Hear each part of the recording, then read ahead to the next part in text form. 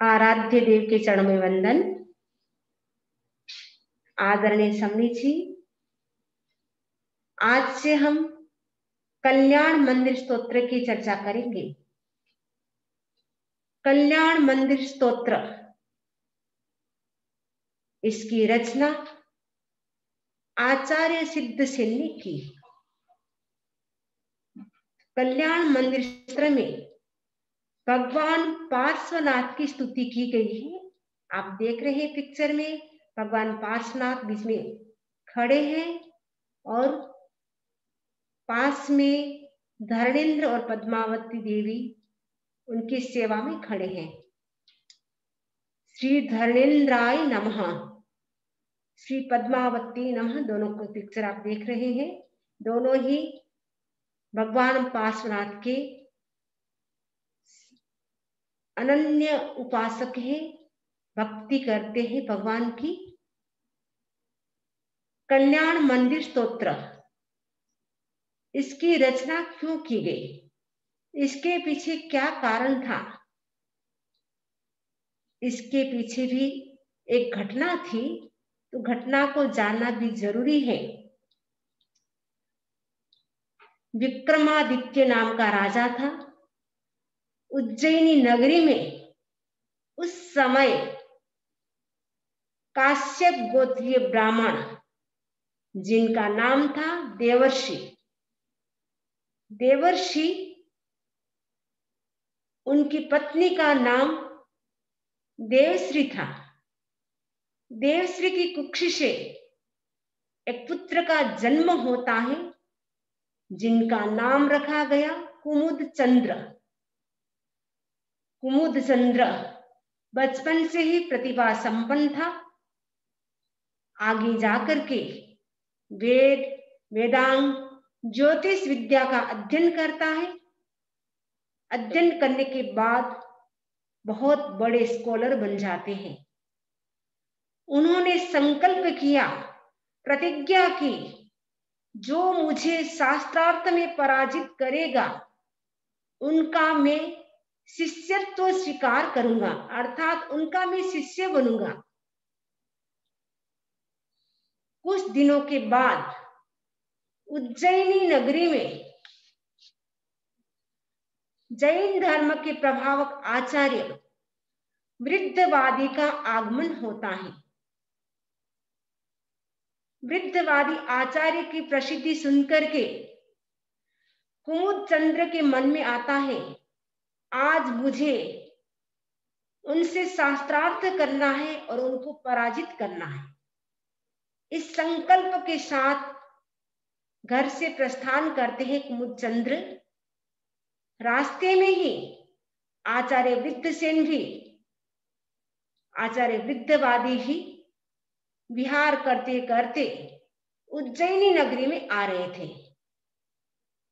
जैसे ही कुमुद चंद्र को पता चलता है, उनके साथ शास्त्रार्थ करने के लिए घर से प्रस्थान किया और रास्ते में ही दोनों का मिलन हो जाता है। जहां पे ग्वाले थे, बकरी थी, गाय भैंसे थी, वहीं पर ही रास्ते में मिलन हो गया। कुमुद चंद्र ने कहा, आपको मेरी चुनौती स्वीकार करनी होगी, आज आपको मेरे साथ शास्त्रार्थ करना होगा, क्या आप तैयार हैं?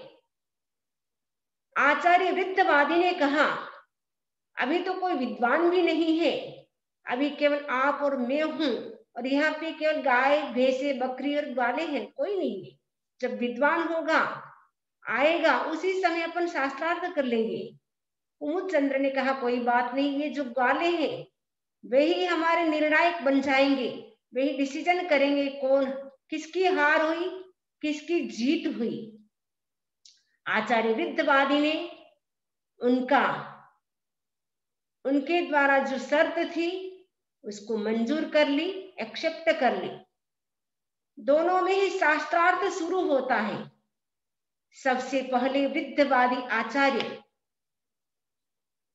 वो जानते थे किसके सामने कौन सी भाषा का प्रयोग करना चाहिए।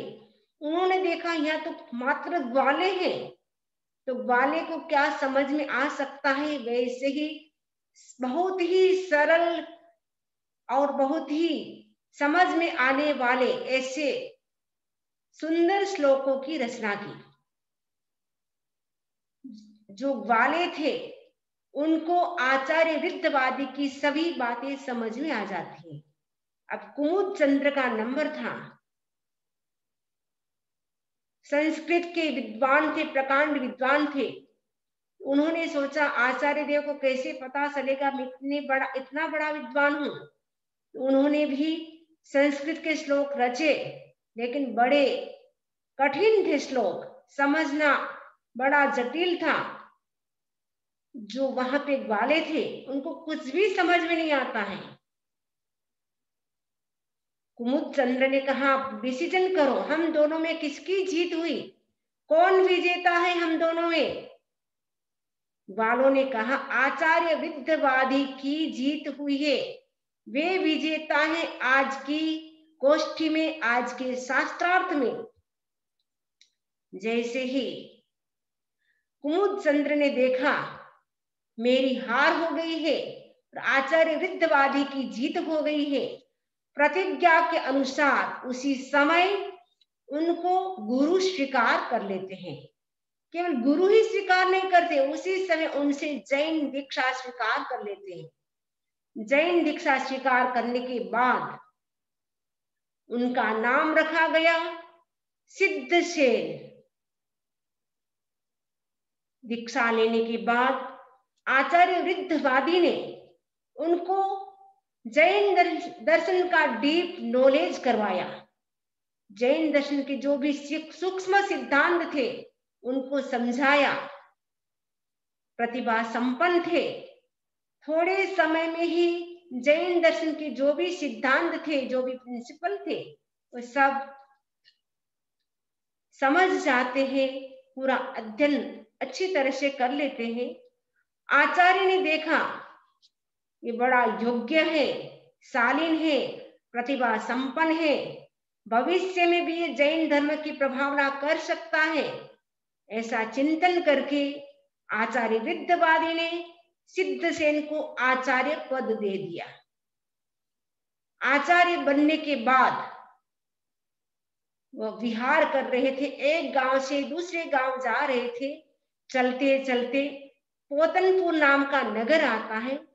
उस नगर में उनके मन में विचार आता है जैन जितने भी आगम हैं सारे आगम प्राकृत भाषा में रचित हैं, क्यों न हो मैं सारे आगम को संस्कृत भाषा में ट्रांसलेट कर दूं।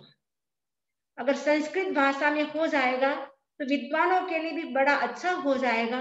ऐसा चिंतन करके संस्कृत भाषा में रचना शुरू करने की सोच रहे थे, ट्रांसलेट करने का सोच रहे थे। तो सबसे पहले किसका ट्रांसलेशन करना चाहिए? तो सिद्धसेन आचार्य ने सोचा सबसे पहले मुझे नवकार मंत्र का ट्रांसलेशन करना चाहिए। तो संस्कृत में ट्रांसलेशन करते हैं। ट्रांसलेशन करने के बाद जैसे ही अपने आचार्य वृद्धवादी थे उनके पास पहुंचे और कहा देखो गुरुदेव, मैंने नवकार मंत्र को संस्कृत भाषा में ट्रांसलेट किया है। जैसे ही वृद्धवादी आचार्य ने देखा ये क्या, नवकार मंत्र शाश्वत है, यह हमेशा प्राकृत भाषा में ही रहेगा, इसका ट्रांसलेशन करना बिल्कुल ही उचित नहीं है, तुमने गलत किया है। आचार्य होते हुए भी उनको डांटते हैं और कहा ये तुम्हारा साहस अच्छा नहीं है, तुमने अच्छा नहीं किया है, तुमने घोर अपराध किया है।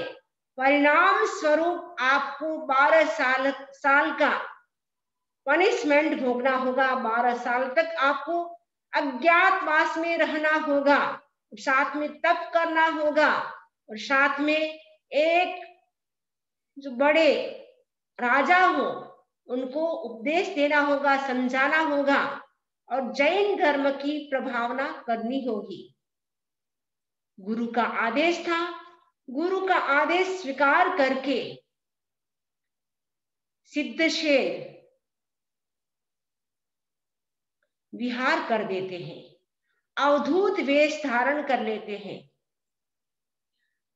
एक गांव से दूसरे गांव विहार कर रहे हैं, अज्ञातवास में रह रहे हैं, किसी को पता नहीं ये सिद्धसेन है, क्योंकि वेश भी परिवर्तन कर लिया था। साधु का वेश नहीं रखा था, अवधूत का वेश रखा था, यानी भगवे कपड़े धारण कर लिए थे, ताकि किसी को पता न चले ये आचार्य सिद्धसेन है, क्योंकि गुरु का आदेश था।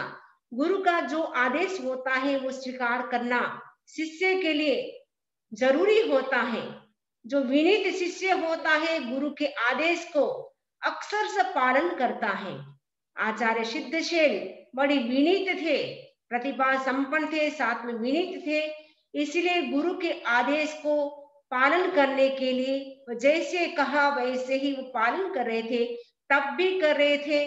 साथ में एकांत में जहां कोई न जाने वहां विहार करते रहे। ऐसे करते करते एक बार उज्जैनी नगरी में पधारते हैं। उज्जैनी नगरी में जो महाकाल मंदिर है, आज भी वो मंदिर है। उस महाकाल मंदिर में रात्रि में शिवलिंग की जो मूर्ति थी, शिवलिंग था, वहां पर जाकर के सो जाते हैं। पैर शिवलिंग की मूर्ति के सामने किए हुए थे, रात्रि में आराम करते हैं। सुबह जैसे होती है पुजारी आता है, देखता है ये क्या, मूर्ति के सामने पैर करके सोए हैं। मूर्ति की आसाधना होती है, शिवलिंग की आसाधना होती है, उठाने की कोशिश की लेकिन उठते नहीं है। 8-10 लोगों को बुलाया, सब लोग मिलकर के उठाते हैं लेकिन टस से मस नहीं होते हैं। तब जाकर के पुजारी ने राजा को कंप्लेन की कि राजा जी ऐसी ऐसी बात हुई है, कोई एक अनजान व्यक्ति आया है, वो मूर्ति के सामने, शिवलिंग की जो मूर्ति है उसके सामने पैर करके वो सो गया है। हम लोगों ने बहुत प्रयास किया, उसके बाद भी वो उठने का नाम नहीं लेता है। राजा ने कहा उसको मार मार करके पकड़ करके हमारे पास लिया जाए, हमारे सामने उपस्थित किया जाए। राजा का आदेश था। अब सब लोग मिल करके सिद्धसेन के ऊपर, जो अवधूत का वेश पहना हुआ है, अवधूत के वेश में जो सिद्धसेन है, उनके ऊपर कोड़े की वर्षा शुरू कर दी, यानी पत्थर कंकर मारना शुरू कर दिया। जैसे ही पत्थर कंकर सिद्धसेन के ऊपर पड़ते हैं, लेकिन वो मार किसको पड़ रही है, जो राजमहल में रानियां थी उनके ऊपर हो रहा है। वो सब चिल्ला रही है और कहते हैं बचाओ बचाओ, हमें कोई मार रहा है, हमारे पर कोई कंकर पत्थर गिरा रहा है। उसी समय विक्रमादित्य राजा महाकाल मंदिर में आते हैं। देखा ये सारी माया इस अवधूत सिद्धसेन की है। उनके चरणों में नमस्कार करते हैं, वंदन करते हैं और क्षमा याचना मांगते हैं, मेरी भूल हो गई, मैंने ऐसा आदेश दिया। अब सिद्धसेन से कहा तुमने मूर्ति की आसाधना क्यों की, उसके पीछे क्या कारण था, और तुम अब शिवलिंग को नमस्कार करो, उनको वंदन करो। उसी समय शिवलिंग की मूर्ति के सामने खड़े हो जाते हैं, हाथ जोड़ करके भगवान पार्श्वनाथ की स्तुति करना शुरू कर देते हैं। जैसे ही स्तुति करना शुरू किया, देखते देखते शिवलिंग की मूर्ति से धुआं निकलना शुरू हो गया। जैसे ही कल्याण मंदिर का 11वां श्लोक आता है, उस समय उस शिवलिंग में से एक मूर्ति प्रकट होती है। विक्रमादित्य राजा से कहा ये कोई मूर्ति दूसरी नहीं है, ये वीतराग प्रभु पार्श्वनाथ की मूर्ति है। मैं उसी को वंदन करता हूं जिसके राग द्वेष जीते हुए हैं, जिसके कसाय समाप्त हो चुके हैं। ये जो भगवान पार्श्वनाथ की मूर्ति है, तो भगवान पार्श्वनाथ कैसे हैं, जिनके कोई राग द्वेष नहीं, वीतराग तुल्य है। इसलिए भगवान पार्श्वनाथ को मैं नमस्कार करता हूं, वंदन करता हूं। जैसे ही शिवलिंग की मूर्ति से भगवान पार्श्वनाथ की मूर्ति निकलती है। इतना बड़ा चमत्कार देख करके राजा भी नतमस्तक हो जाता है। काफी लोग इस चमत्कार को देखने के लिए आते हैं। आचार्य सिद्धसेन ने राजा विक्रमादित्य को जैन धर्म का उपदेश दिया और कहा, जैन धर्म अनेकांतवादी दर्शन है, अनेकांत में विश्वास करता है। मैं कहता हूं वही सही है, आप कहते वह भी सही है। अहिंसा में विश्वास करता है, अपरिग्रह में विश्वास करता है। जैन धर्म के ऐसे सूक्ष्म सिद्धांत हैं, वो सारे जो भी सूक्ष्म सिद्धांत थे जैन धर्म के, वह विक्रमादित्य राजा को समझाते हैं।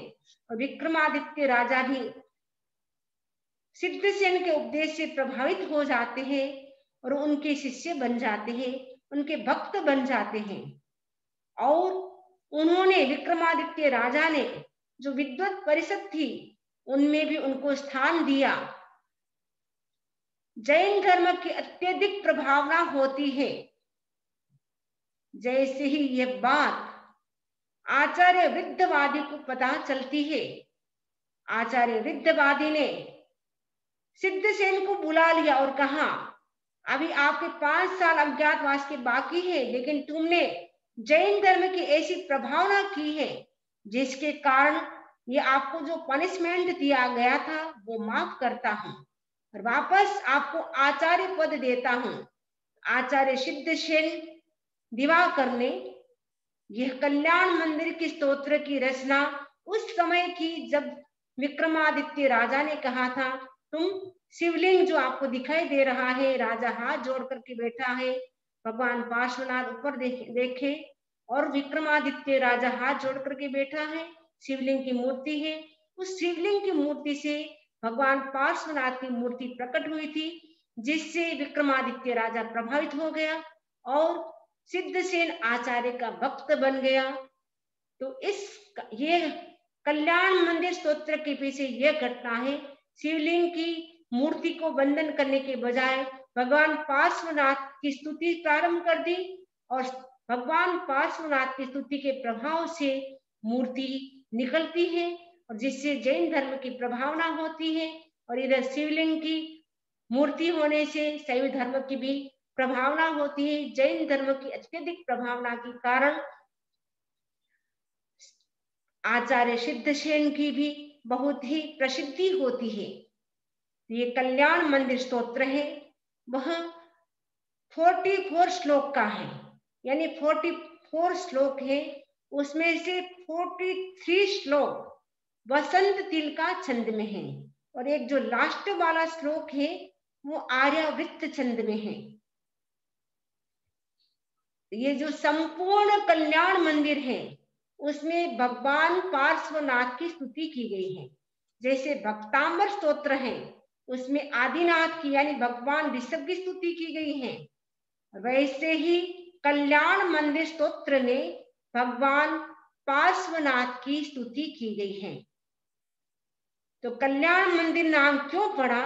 क्योंकि कल्याण मंदिर भगवान पार्श्वनाथ की जब स्तुति करने शुरू की तो सबसे पहला श्लोक यही निकला, कल्याण मंदिर मोदारम वद्य विधि। ये श्लोक सबसे पहले प्रारंभ श्लोक का होता है, कल्याण मंदिर। तो कल्याण मंदिर से प्रारंभ होने से स्तोत्र का नाम भी रखा गया कल्याण मंदिर स्तोत्र। कल्याण मंदिर स्तोत्र भी बड़ा प्रभावशाली है। आज भी अनेक लोग इसको कंठस्थ करते हैं और लाखों लाखों लोग इसका उच्चारण करते हैं, प्रतिदिन इसका स्वाध्याय करते हैं। तो कल्याण मंदिर जो स्तोत्र है इसकी रचना हो चुकी है। कल्याण मंदिर स्तोत्र को हम अब उच्चारण करेंगे। कल्याण मंदिर स्तोत्र का प्रथम श्लोक, तो उसका उच्चारण भी शुद्ध होना जरूरी है। तो कल्याण मंदिर स्तोत्र का उच्चारण हमें कैसे करना है उसके बाद हम डिटेल में जानेंगे। सबसे पहले हम कल्याण मंदिर श्लोक का मीनिंग और उच्चारण पहले हम उच्चारण करेंगे, उसके बाद हम मीनिंग समझेंगे। कल्याण मंदिर मुदारम वद्य भेदे भीता भय प्रदम निंदित मंग्रि पद्मम संसार सागर निमज्जद से सन्तु पोताय मानमभिनम्य जिनेश्वरस्य पोताय मानमभिनम्य जिनेश्वरस्य। कल्याण मंदिर श्लोक का उच्चारण किया। अब हम उसका मीनिंग, एक एक का मीनिंग जो दे रखा है आपको दिखाई दे रहा है। तो सबसे पहला है कल्याण मंदिरम, यानी कल्याण के घर। उदारम यानी मनोवांछित देने वाले। भगवान के जो चरण है वो कैसे हैं? तो भगवान के चरणों की विशेषता इसमें बताई गई है कि भगवान के चरण कैसे हैं? कल्याण के घर हैं। तो कल्याण के घर कैसे हैं? क्योंकि हर व्यक्ति चाहता है कल्याण हो, हमारा कल्याण। हमारा कल्याण कैसे हो सकता है? तो कल्याण के कई अर्थ हो सकते हैं, लेकिन मुख्य रूप से आचार्य महाप्रज्ञ जी ने दो अर्थ बताए हैं कल्याण के, एक मंगल और आरोग्य। यानी कल्याण मंदिर कैसा है? यानी कल्याण मंदिर में जो भगवान के जो चरण है, भगवान पार्श्वनाथ के जो चरण है वो कैसे हैं? तो कहा गया कल्याण के घर हैं, यानी कल्याण का घर यानी कल्याण का आवास है, कल्याण का मंदिर है। तो कल्याण का पहला अर्थ है मंगल। हर व्यक्ति मंगल चाहता है, कोई भी अमंगल नहीं चाहता है। इसलिए कोई भी शुभ काम करना होता है, सबसे पहले व्यक्ति क्या करता है? मंगल पाठ सुनता है। साधु साध्वी समण समणी होते तो उनसे सुनता है, यदि कोई नहीं होता है तो खुद ही बोल लेता है या घर वालों से सुन लेता है, ताकि हमारा काम सक्सेसफुली हो, हमारा काम मंगल हो। इसीलिए कहा गया चत्तारि मंगलम अरंता मंगलम, सारा मंगल है, उससे सब मंगल की कामना की गई है। तो कल्याण मंदिर का पहला अर्थ है, कल्याण का पहला अर्थ है मंगल, यानी हमारा काम मंगलमय हो। दूसरा अर्थ है आरोग्य, यानी भगवान के चरण कैसे हैं? आरोग्य को प्रदान करने वाले हैं। आरोग्य को प्रदान कैसे करेंगे? भगवान के चरण, क्योंकि तीर्थंकर के जो चरण है, भगवान पार्श्वनाथ 23वें तीर्थंकर थे, तो उनके जो चरण है, उनके चरणों से ऊर्जा निकल रही, एनर्जी निकल रही, वाइब्रेशन निकल रहे हैं, ऐसे प्रकंपन हो रहे, इतनी ऊर्जा निकल रही है। उन ऊर्जा के प्रभाव से व्यक्ति के शरीर में जो भी बीमारी होती है वो दूर हो जाती है। इसीलिए कहा गया भगवान पार्श्वनाथ के शरण कैसे हैं? आरोग्य को देने वाले हैं, मंगल को करने वाले हैं। तो मंगल और आरोग्य को करने वाले होने से भगवान पार्श्वनाथ के चरणों में वंदन किया गया। दूसरी बात बताई, भगवान के चरण कैसे हैं? उदारम, उदार हैं। उदार का मतलब होता है विशाल भी होता है, उदार का मतलब दाता भी होता है, यानी मनोवांछित देने वाले हैं। जो भी हम इच्छा करते हैं वो भगवान की अगर व्यक्ति स्तुति करता है, भक्ति करता है, भगवान मय बन जाता है। भक्ति करते करते भगवान के साथ ऐसा एकाकार हो जाता है, तादात्म्य बिठा लेता है। तो भगवान के जो भी गुण होते हैं खुद के अंदर भी आते हैं। तो भगवान के चरण कैसे हैं? जो भी इच्छा करते हैं वही मिल जाता है। जैसे कल्प वृक्ष के नीचे बैठने से जो मांगते हैं वो मिल जाता है, वैसे भगवान के चरण भी मनोवांछित देने वाले हैं, यानी अभिष्ट फल देने वाले हैं। तीसरी विशेषता बताई अवध्य भेदी। अवध्य भेदी का मतलब होता है पाप का भेदन करने वाले। पाप का अवध्य का मतलब होता है पाप, भेदी यानी भेदन करने वाले। अवध्य का मतलब अशुभ भी होता है। पाप जो भी हम करेंगे वो सबका सब अच्छा नहीं होता है, अशुभ होता है, बुरा होता है। तो जो भी जीवन में बुरा होता है, अशुभ होता है, उसको दूर करने वाला है। तो भगवान के चरण कैसे हैं? पाप को नष्ट करने वाले हैं, पाप का भेदन करने वाले हैं। चौथी बात बताई गई भीता भय प्रदम, जो भयभीत है उनको अभय देने वाले हैं। यानी भगवान के चरण कैसे हैं? जो व्यक्ति भयभीत है उनको अभय देते हैं। यानी व्यक्ति भयभीत क्यों है? दो प्रकार के भय होते हैं। कुछ व्यक्ति ऐसे होते हैं जिनको संसार से भय होता है। तो जो संसार से भयभीत है, संसार से भय कैसे? क्योंकि संसार में निरंतर क्या हो रहा है? ये चार गति में संसार है, नरक गति, तिरंज गति, मनुष्य गति और देव गति। इन चारों गतियों में व्यक्ति अनंत काल से परिभ्रमण कर रहा है, जिसके कारण व्यक्ति भयभीत है संसार के दुखों से, जन्म मरण के दुखों से।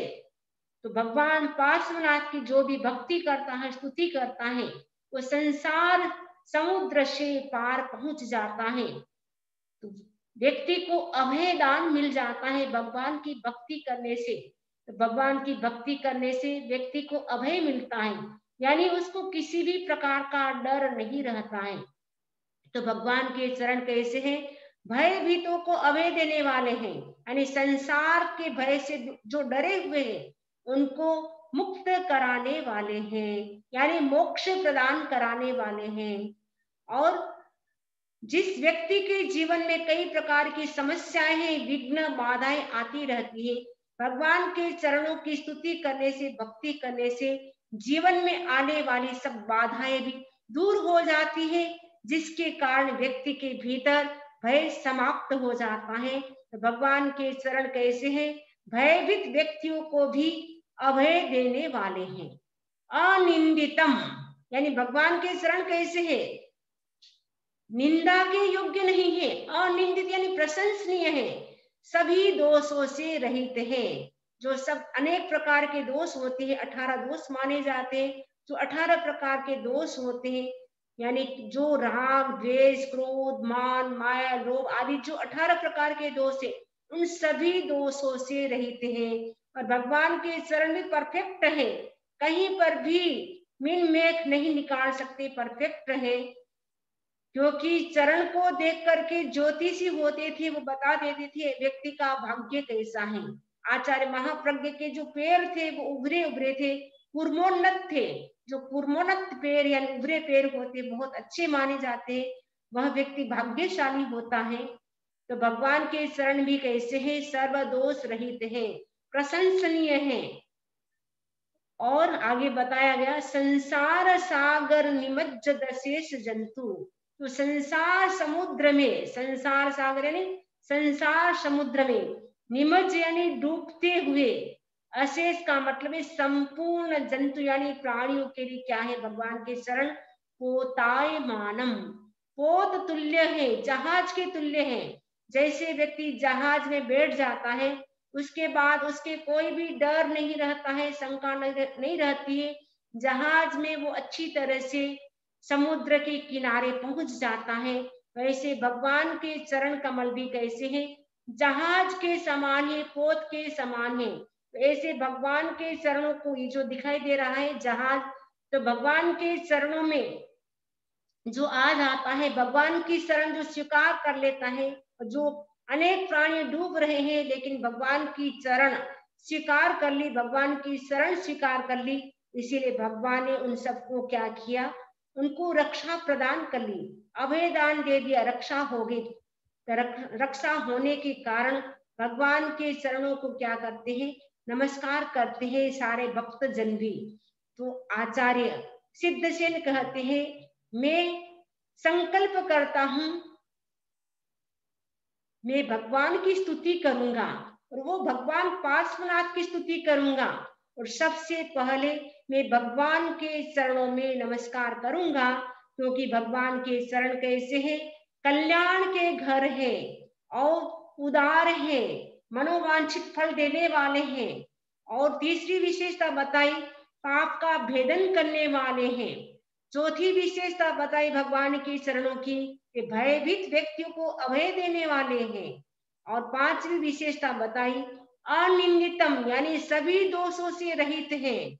और छठी विशेषता बताई, पोत तुल्य है, जहाज के समान है। ऐसे भगवान पार्श्वनाथ के चरणों में वंदन करता हूँ, नमस्कार करता हूँ, ऐसे आचार्य सिद्धसेन कहते हैं।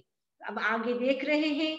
इसी श्लोक को जो हमने समझा था एक एक मीनिंग, अब पूरा भावार्थ इस श्लोक में हिंदी में भी दिया हुआ है, गुजराती में भी दिया हुआ है। जो गुजराती हिंदी नहीं पढ़ सकते हैं उनके लिए इंग्लिश में भी दिया हुआ है। तो भगवान पार्श्वनाथ का आज दीक्षा दिवस है। आज के दिन हमने कल्याण मंदिर स्तोत्र की रचना जो आचार्य सिद्ध सेन ने की, उसकी वाचना हमने शुरू की है। तो सभी लोग अधिक से अधिक इसका लाभ लेंगे, इसी आशा के साथ ओम अरहम, ओम अरहम।